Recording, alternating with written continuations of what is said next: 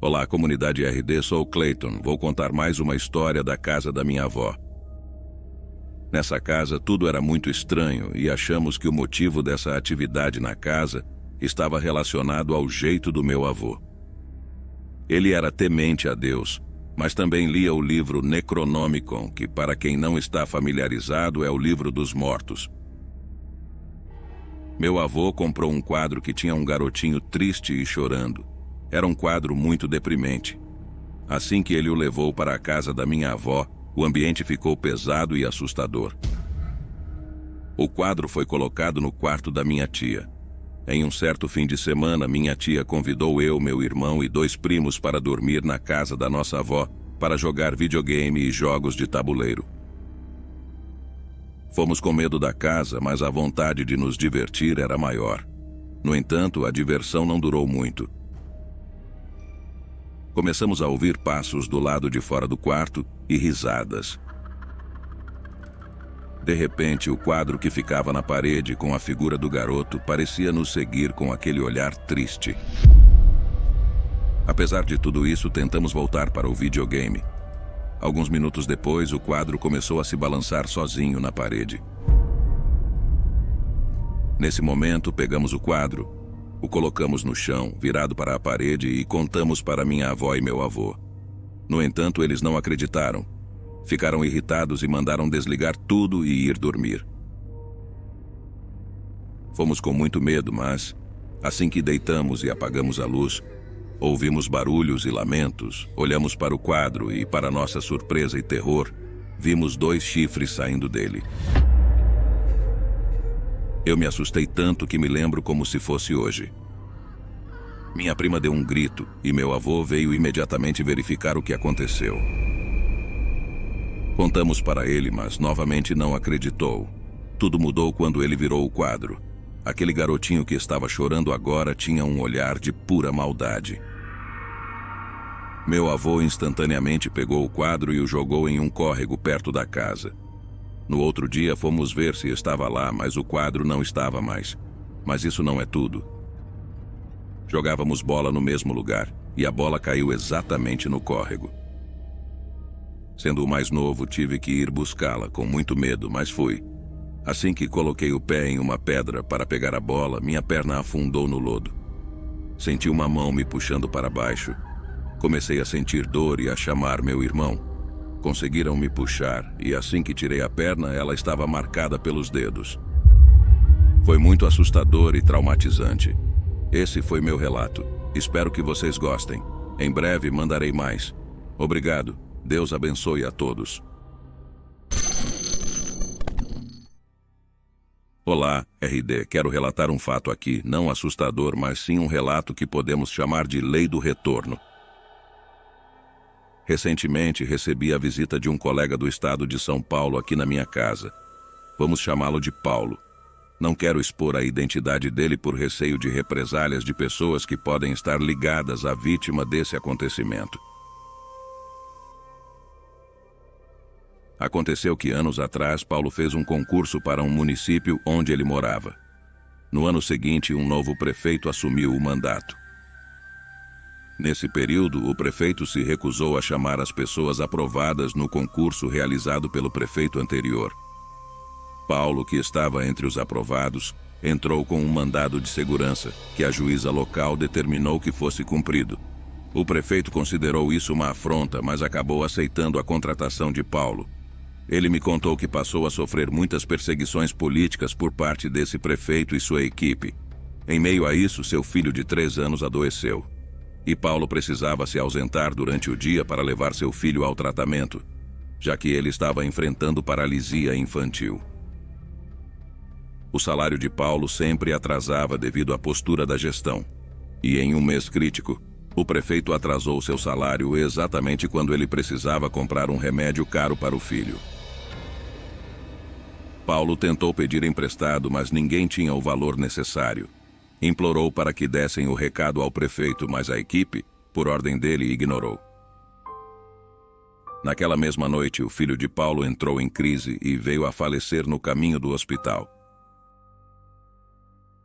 Paulo ficou em pânico, sabendo que era o único na prefeitura, e que não tinha recebido pelo trabalho. Além disso, soube que o prefeito havia dito que se dependesse dele, o filho de Paulo morreria e que não pagaria na hora que ele queria.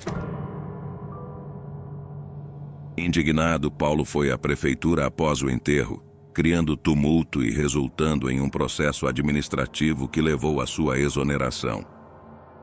Além de perder o único filho, Paulo perdeu o emprego e, devido à exoneração feita pelo prefeito, ficou impossibilitado de trabalhar em outro cargo público por um bom tempo. 15 anos se passaram e Paulo estava trabalhando em outra prefeitura, concursado e com um bom salário. Em seu caminho para o trabalho, testemunhou um acidente envolvendo 2 carros com 2 pessoas gravemente feridas. Ele foi o único presente no momento. Para sua surpresa, reconheceu as vítimas como o ex-prefeito e seu filho, ambos gravemente feridos e sangrando. Paulo lembrou-se do que aconteceu no passado. Contou-me que, ao abrir os olhos, o ex-prefeito olhou para ele, assustado, pedindo socorro e ajuda para chamar o socorro. Paulo friamente ignorou os pedidos de socorro, virou as costas e deixou-os ali sangrando até a morte, sem chamar ajuda. Paulo me disse que, ao ouvir os gritos, pensava no filho que havia perdido por causa do prefeito, na dor e no sofrimento do filho que não pôde tomar a medicação e que viu morrer ali. Para ele foi uma grande vingança que estava esperando, sem sujar as suas mãos. Eu não condenei a atitude dele, pois imagino a dor de perder um filho, pois também sou pai. Uma coisa que sei deste relato é que plantar coisas boas e o bem trazem vitórias na vida. No entanto, quem planta ventos pode colher tempestades no futuro. Foi isso que esse prefeito colheu. Fica para vocês que causam mal aos outros. Um dia a lei do retorno cobrará, e cobrará muito caro, até mesmo em excesso. Aqui fica o meu relato. Olá, meu nome é Gildevaldo. E minha experiência com o paranormal aconteceu quando fui morar em outra casa na minha cidade. No começo, nada demais acontecia. No entanto, um dia, ao chegar do trabalho, minha mulher relatou que, estando de costas para o armário da cozinha, um copo caiu sozinho no chão. Não dei muita atenção para o que ela me disse, mas, ao passar algum tempo, os eventos começaram a acontecer com mais frequência. Meu filho, que é autista, ficava vendo TV no quarto quando, de repente, a TV mudava de canal e se desligava sozinha. Isso aconteceu várias vezes. Certa vez, enquanto conversava com minha mulher na sala, o aparelho de som ligou sozinho em um alto volume. Ela pegou o controle para baixar o som, mas o controle não funcionava e o volume ia aumentando cada vez mais. Minha mulher teve que tirar o som da tomada para parar. Ela também me disse que, quando tinha pesadelos, via a sombra escura de um homem em frente ao nosso quarto. Outro fato que aconteceu foi quando saí de madrugada para trabalhar. Minha mulher colocou o celular ao lado da cama e depois foi dormir. Ao acordar, o celular estava em outra posição. Ela ficou um pouco confusa com a situação e resolveu ir ao banheiro. Quando voltou, o celular havia desaparecido. Ela procurou por toda a cama, mas não o encontrou. Então teve a ideia de pegar outro telefone e ligar para o celular desaparecido. O som saía debaixo da cama e lá estava o celular misteriosamente embaixo da cama. Muitos outros fenômenos inexplicáveis aconteceram enquanto morávamos nessa casa. Tudo isso só parou depois que nos mudamos para outra casa, graças a Deus. Tudo que relatei aqui é verdadeiro. Hoje vivemos em paz, mas esses acontecimentos ficaram em nossas mentes para o resto da vida. Olá a todos, bom dia, boa tarde e boa noite. Espero que estejam bem. Me chamo Lucas, tenho 20 anos e sou do Ceará, de uma cidade metropolitana da capital. Gostaria de compartilhar uma experiência que vivi, simultaneamente assustadora e maravilhosa. Quando eu tinha 14 anos, tinha o hábito de dormir por volta da meia-noite, devido ao meu costume de ficar mexendo no celular até tarde. Na época, dividia o quarto com meu irmão, eu na cama e ele em uma rede ao lado. Minha cama ficava entre duas paredes, com um vão entre ela e uma das paredes. Em uma noite, ao verificar o horário no meu celular e constatar que já era meia-noite, decidi ir dormir. Lembro de ter guardado o celular e deitar.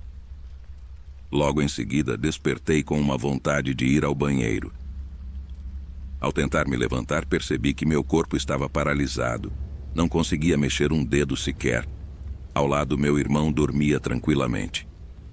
Foi então que vi uma criatura sombria, apenas sua silhueta visível. Descrevo-a como um homem vestido de plumas negras e névoa, sendo sua silhueta a única característica discernível.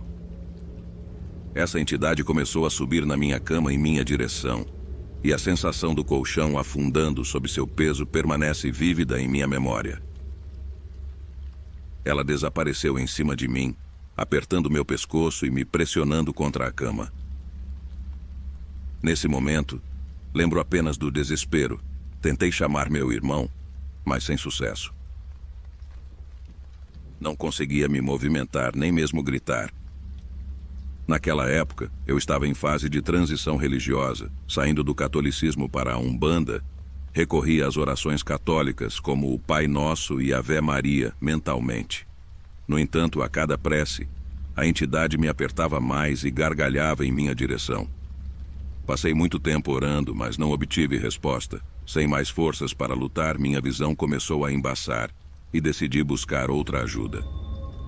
Em meu pensamento veio Oiá, conhecida no Brasil como Iansã, a orixá da batalha e das tempestades. Lembro do último pensamento pedindo ajuda para vencer aquela batalha espiritual. Um clarão intenso tomou conta do quarto, revelando a figura de uma mulher vestida com roupas de guerra vermelhas, segurando uma espada com o rosto coberto. O clarão dissipou a criatura, e eu acordei abruptamente, sentindo uma forte dor no pescoço. Dirigi-me ao banheiro e vi marcas no meu pescoço, como se algo tivesse apertado. Olhei o celular, eram 3h20. Não consegui mais dormir. Permaneci deitado, enrolado, passando o tempo todo chorando. Até hoje não compreendo completamente o que ocorreu. Mas sou imensamente grato pelo livramento e por Oiá, que veio em meu socorro. Este foi meu relato. Obrigado pela atenção de todos. Um grande abraço.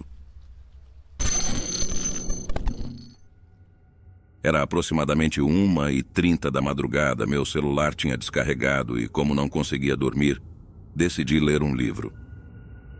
Estava sentada em uma cadeira próxima à janela do meu quarto, ouvindo pessoas andando e conversando na rua. Como minha janela estava trancada, olhei pelo buraco para identificar quem era. Era apenas uma colega da escola com um namorado. Minha cachorra estava deitada do lado de fora da casa e, ao ouvir a conversa e os passos deles na rua, acordou e começou a latir. Continuei lendo meu livro após eles passarem e minha cachorra se acalmar, retornando para a rua perto da janela do meu quarto. Percebi que meus olhos estavam ficando cansados, então fechei o livro, bebi água e me deitei na cama, cobrindo-me da cabeça aos pés devido à noite que começava a esfriar. Cerca de 4 minutos depois, ouvi assobios vindo da esquina da minha rua. Logo depois, escutei passos de alguém assoviando ao se aproximar da porta da minha casa, acompanhados por sorrisos baixos que pareciam de deboche. Fui até a janela do meu quarto e observei, mas não vi ninguém. Apenas minha cachorra deitada e um silêncio na rua. Após alguns segundos sem ver nada, retornei para a cama. Entretanto, ouvi passos de alguém se aproximando da janela do meu quarto, com pisadas semelhantes às de quem usava botas. Não tive coragem de me levantar, pois parecia que a pessoa do lado de fora me viu olhando pelo buraco da janela. Aquilo me pareceu estranho e não consegui mais pregar os olhos, pois ouvi aquela presença se aproximando da janela do meu quarto. Sentia como se algo estivesse me observando durante toda a noite pelo buraco da janela. Além disso, percebi um vento frio, mesmo estando coberta. Tenho certeza de que o que ouvi e senti naquela noite não era algo deste mundo. Se fosse uma pessoa, minha cachorra certamente teria reagido. pois ela se assustava com qualquer barulho na rua e teria latido e se manifestado se visse alguém na janela do meu quarto. Desde esse incidente, não tenho mais coragem de olhar pelo buraco da minha janela tarde da noite. Boa noite a todos e obrigado por me ouvirem. Olá, comunidade RD. Quero compartilhar um relato que aconteceu comigo, mas não quero revelar meu nome por motivos de segurança. Antes de contar o que ocorreu, é importante mencionar que acredito no mundo sobrenatural. Sempre pesquisei sobre o assunto, mas nunca tinha passado por algo até o ano de 2019, quando servia na Marinha do Brasil. Eu estava de serviço na guarita P3, onde controlava a entrada e saída de veículos da Marinha. Durante o dia, ficava do lado de fora e à noite trancava os portões e subia para o andar de cima. Ficava no corredor, onde no final havia apenas uma TV em cima da mesa, mostrando as imagens das câmeras de segurança e o controle do alarme na gaveta da mesa. Como era domingo, era mais tranquilo, pois não precisava sair para fora. Fiquei apenas no corredor, de olho nas câmeras. Meu turno começou à meia-noite e o cabo do dia apagou algumas luzes do corredor, deixando apenas duas acesas. Uma na entrada do elevador e outra perto da mesa onde eu estava. Estava bem sinistro o clima. Até às 2h30 da madrugada estava tudo tranquilo, mas o elevador que dava acesso à garagem abriu as portas do nada, o que me deixou assustado, pois ninguém havia apertado o botão para abrir. Só estava eu no corredor. Quando me levantei para ir em direção ao elevador, as portas se fecharam e o elevador desceu, como se alguém tivesse chamado na garagem. Olhei nas câmeras, não vi ninguém e logo em seguida o elevador subiu novamente. Quando parou e abriu as portas, não saiu ninguém, mas o clima mudou. Estava frio e senti que não estava mais sozinho. Comecei a ter medo, as luzes que estavam acesas pareciam perder a força, não piscavam, mas estavam fracas. Quando a porta do elevador fechou, formou-se a silhueta de uma pessoa toda de branco na frente do elevador. Congelei, nunca havia sentido tanto medo na minha vida. Aquela silhueta começou a se aproximar devagar, parecia que ela sabia que eu estava paralisado. Não conseguia me mexer, comecei a suar frio ao ponto de pingar suor do meu rosto. Ela acelerou na minha direção e eu comecei a ter dificuldades para respirar a ponto de cair para trás na cadeira onde estava. Quando ela estava a poucos passos de mim, o alarme do corredor disparou. Dei uma respirada profunda e me levantei no susto, olhando para os lados, procurando aquela silhueta, mas ela tinha desaparecido. Desliguei o alarme. As luzes voltaram ao normal. E o clima não estava mais pesado, não estava mais frio. Depois de alguns minutos, o cabo do dia chegou perguntando o motivo do alarme ter disparado. Disse a ele que não sabia, pois estava tudo tranquilo. Ele desceu para a garagem e voltou, dizendo que se eu precisasse de algo era só passar o rádio para ele. Terminei o turno tentando entender o que tinha acontecido. Depois desse dia, sempre que ia tirar serviço lá, pagava outra pessoa para tirar para mim. Fiquei muito assustado com o que aconteceu. Esse foi, até o momento, meu único relato paranormal que aconteceu até os dias de hoje. Não desacreditem no mundo paranormal, ele realmente existe. Isso realmente aconteceu comigo. Obrigado por me permitir compartilhar meu relato aqui. Se cuidem. Há décadas, minha mãe experimentou o desconhecido quando tinha apenas 9 anos, em uma casa cedida pelos parentes do padrasto. Essa residência, sombreada por uma aura de mistério, já abrigara uma tia do padrasto, vítima do câncer. Após sua partida, minha avó, o padrasto de minha mãe e suas irmãs decidiram chamar aquelas paredes antigas de lar. Localizada ao lado de um cemitério, com a linha do trem a sussurrar enigmas ao anoitecer, a casa transformou-se em um palco para eventos sobrenaturais. Desde pequena, minha mãe sempre teve um sexto sentido peculiar, uma habilidade de ver e ouvir o que muitos ignoravam. Entretanto, nessa casa, sua sensibilidade se amplificou. Passos ecoavam pelos corredores, armários rangiam e panelas tilintavam sem explicação. Ao compartilhar suas experiências com minha avó, esta atribuía os relatos à imaginação fértil da criança. Contudo, uma noite sombria trouxe consigo passos pesados pela copa, como se um visitante invisível percorresse os corredores. Esses passos inconfundíveis reverberam na memória de minha mãe até hoje. Ao chamar a irmã, dormindo ao seu lado, obteve apenas um pedido para deixá-la dormir, indicando uma atmosfera cética sobre o sobrenatural. Os passos persistiram, tornando-se mais intensos e pesados. Finalmente, a irmã dela reconheceu a realidade e questionou a presença invisível. "Faz tempo que eu tô te falando", respondeu minha mãe enquanto o medo se apossava do ambiente. Chamados repetidos por minha avó ecoaram pela casa sem resposta. A verdade, revelada pelo padrasto, que gritou de outro quarto, lançou uma sombra sobre a sala. "Fiquem quietas, a mãe de vocês foi buscar leite na casa da avó, vocês vão acordar a irmã de vocês." O silêncio prevaleceu até a chegada da matriarca.